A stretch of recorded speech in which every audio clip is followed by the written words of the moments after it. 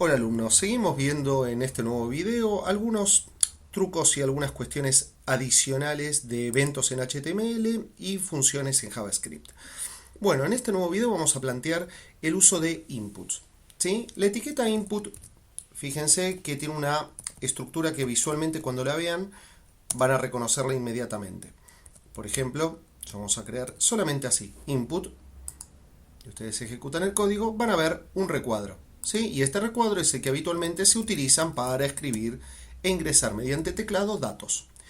Hay diferentes tipos de inputs, ¿sí? ¿Cómo los van a definir? Con type, ¿sí? Puede ser de tipo password, que si ustedes lo ejecutan, fíjense que al escribir me van a aparecer asteriscos o viñetas, ¿sí? Para ocultar lo que yo voy tipeando.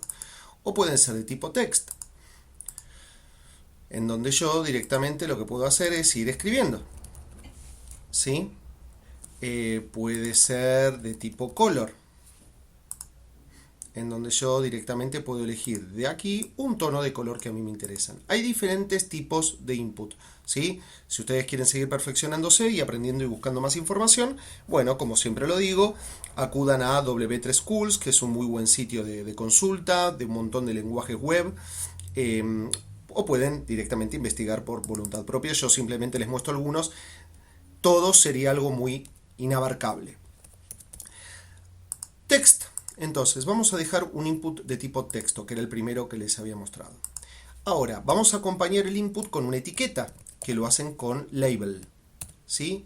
Una etiqueta que, de hecho, label en inglés viene de etiqueta, pero a su vez es una nueva etiqueta que sumamos a HTML, que sirve para indicar, junto con un input, de qué se espera que el usuario ingrese en ese input, ¿sí? Un mensaje orientativo. Le podemos colocar, por ejemplo, ingrese su clave aquí, por ejemplo, ¿no? Cerramos el label y nos va a quedar algo así, algo de esta forma, ¿sí? Algo así. Ingrese su clave aquí, ¿sí? Le podemos colocar los dos puntos para que quede un poco más prolijo, ¿sí? Y ahora nos faltaría un botón. Vieron que habitualmente todas las páginas web tienen un botón para confirmar una contraseña, por ejemplo. Bueno, lo vamos a hacer con la etiqueta button, a la cual le vamos a asignar un evento, onClick. Al hacerle clic al botón, yo lo que quisiera hacer, por ejemplo, es verificar si la clave que me indicaron es o no igual a algo. Si fuese igual a algo, yo quiero tomar una acción, ¿sí? Quiero que suceda algo en el contenido de mi página web. Bueno, entonces vamos a colocar una función que se llame verificar clave. Abrimos y cerramos paréntesis. Cerramos la apertura del button, le colocamos un texto, haga clic, por ejemplo, y cerramos button. Entonces nos queda algo así. Ahora, vamos a hacer lo siguiente. Yo, como uno de los posibles ejemplos, ahora después en este video vamos a ver algunos otros, puedo plantearle dentro de un P, que le damos una ID que se llame mensaje, vamos a crear un espacio hueco, ¿sí? Una estructura de P, de párrafo, pero vacía, sin texto aquí en el medio, ¿sí? Simplemente declarada y con una ID. ¿Para qué? Para rellenarla con algún mensaje o lo que ustedes gusten, ¿sí? Fíjense que todavía aquí no aparece nada.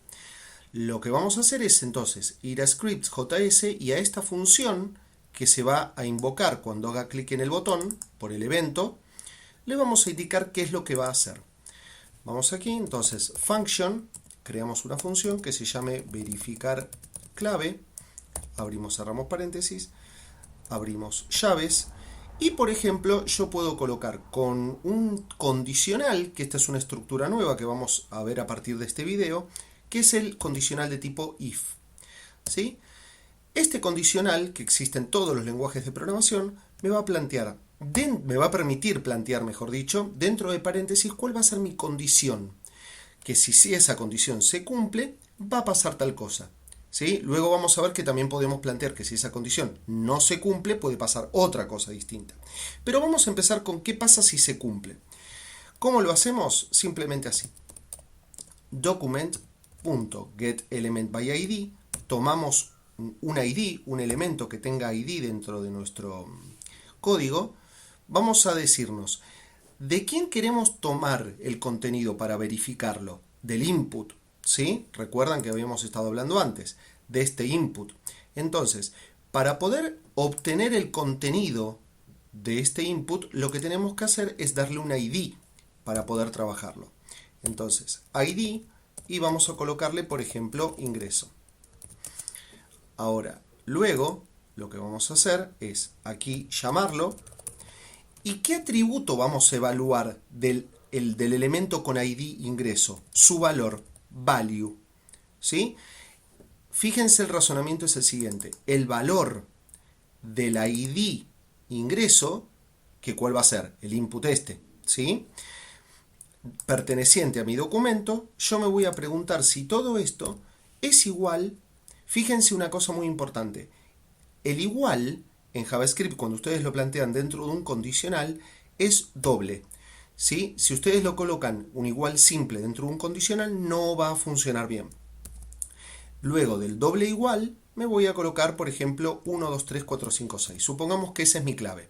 Entonces, de esta manera yo me pregunto si el valor que está contenido dentro de este elemento de mi documento HTML es igual a 1, 2, 3, 4, 5, 6, hacer algo en particular. ¿Qué va a hacer ese algo? Abro llaves y lo indico. Fíjense que esta nueva llave que yo estoy abriendo pertenece al if, no pertenece a la función. La función tiene sus propias llaves. ¿Sí? Y aquí, por ejemplo, yo voy a decir que lo que va a suceder, si la clave es correcta, que de mi documento obtengo un elemento por su ID que se llame mensaje. Recuerden que el elemento con el ID mensaje es el párrafo hueco, ¿sí? Y lo voy a rellenar mediante el atributo innerHTML para modificar su contenido. Le voy a colocar, por ejemplo, clave correcta. Yo ejecuto con run y aquí, por ejemplo, escribo cualquier cosa, ¿sí? Una cadena de texto cualquiera, hago clic y no sucede nada. Si coloco 1, 2, 3, 4, 5, 6, me va a decir clave correcta. Esto que yo puse aquí, obviamente que siempre va a concluir con un punto y coma, ¿sí? Que lo estaba olvidando, siempre por respetar la sintaxis correcta, siempre con punto y coma al concluir una línea, si no puede haber conflictos con las líneas siguientes. Aquí, esto es un ejemplo. Ustedes aquí como instrucción pueden colocar lo que quieran, ¿sí? Absolutamente lo que ustedes quieran. Por ejemplo, otra alternativa que pueden tener es que yo acá en vez de crear un P, puedo crear un div, ¿sí? Que le asigne un ID que se llame caja 1. Un div vacío, ¿sí?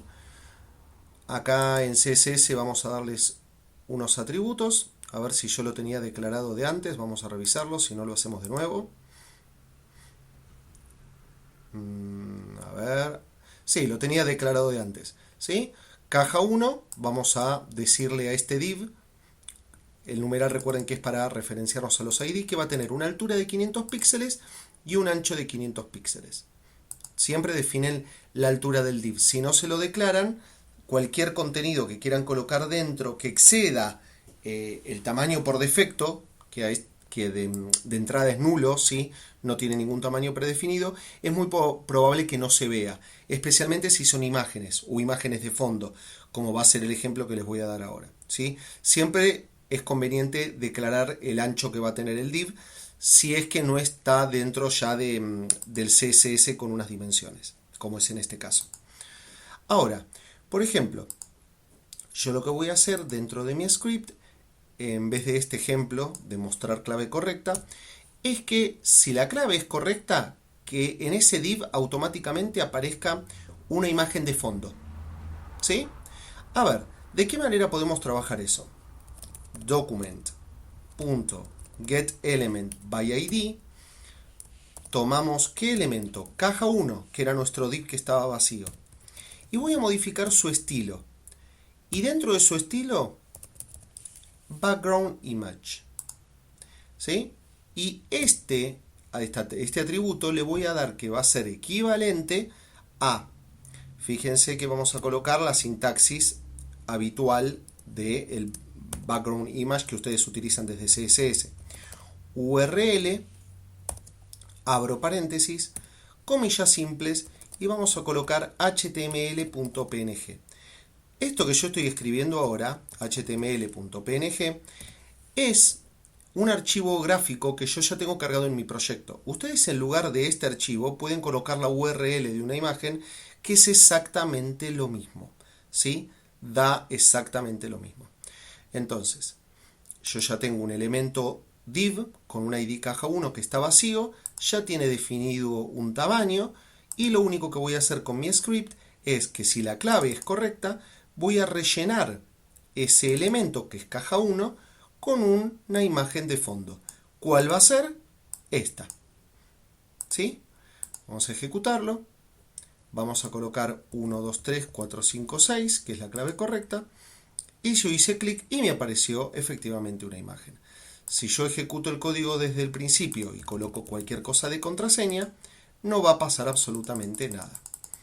¿Sí? Bueno, espero que hasta aquí este video haya sido claro. En el próximo vamos a ver cómo trabajar con algunos elementos más, como pueden ser los checkbox o los menús desplegables de selección. Y con eso van a tener una base inicial muy a nivel de principiantes, pero para poder empezar a investigar y adentrarse en el mundo de JavaScript. Esténse atentos que hay más por delante.